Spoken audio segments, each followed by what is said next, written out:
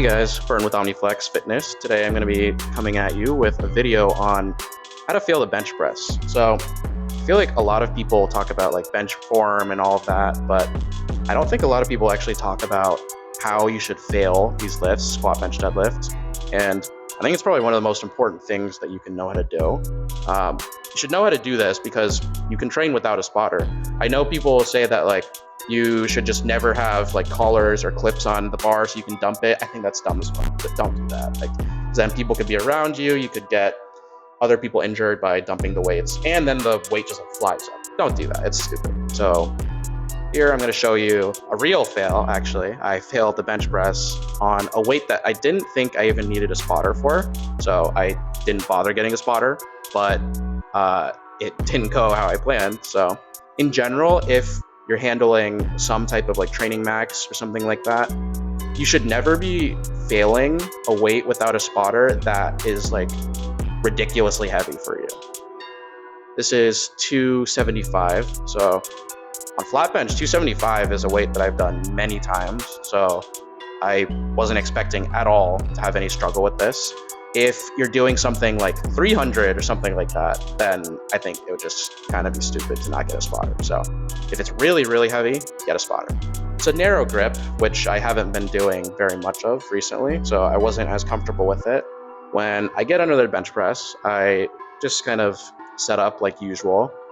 And then you can see I start struggling and I start tipping the bar. So the imbalance that I've been trying to fix for a little bit, but still not perfect at it. And imbalances in general will just make you weaker. So you see that I go imbalance, and then eventually I'm like, oh shit, wait, this is not going back up. So I end up lowering the bar. Now you can see that I lower the bar kind of slowly because even though I'm failing the weight, it's not like a weight that's so ridiculously heavy that I've just never handled anything like it. So this weight isn't ridiculously heavy for me. So I can slowly lower it.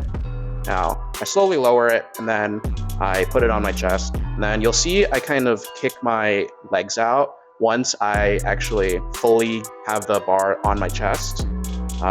This is because I'm trying to kind of move my body closer to the end of the bench.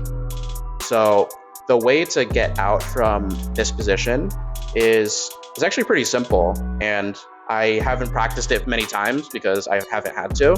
So this was something that I've only done like, I think like 3 times ever. So it's not that complicated. You just have to know how to do it. So the first thing is slowly lower it on your chest. And then you want to push the weight onto your hips. Now, people say like, okay, like where exactly, like on your torso, like upper hips, lower hips, with a certain amount of weight, there's one spot for it to go.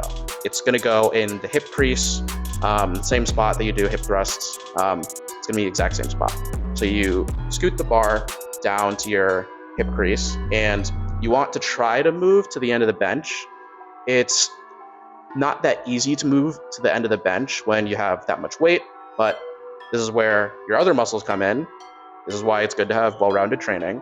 So you can row the weight towards your hip crease, and then you want to try to sit up. So that's what I do. I have the weight in the spot that I want it to be, and then I sit up.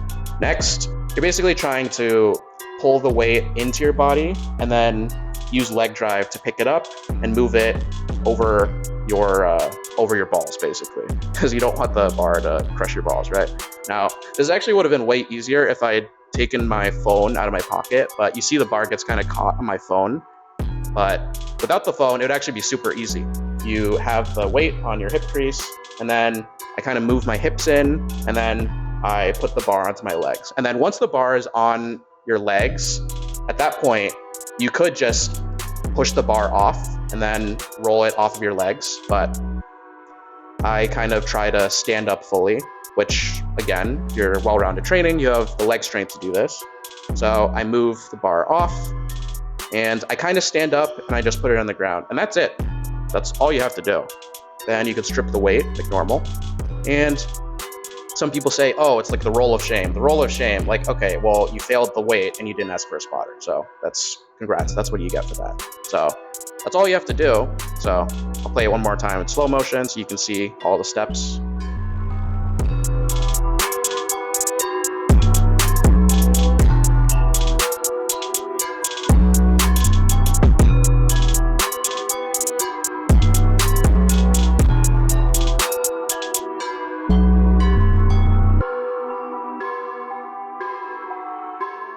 all you have to do.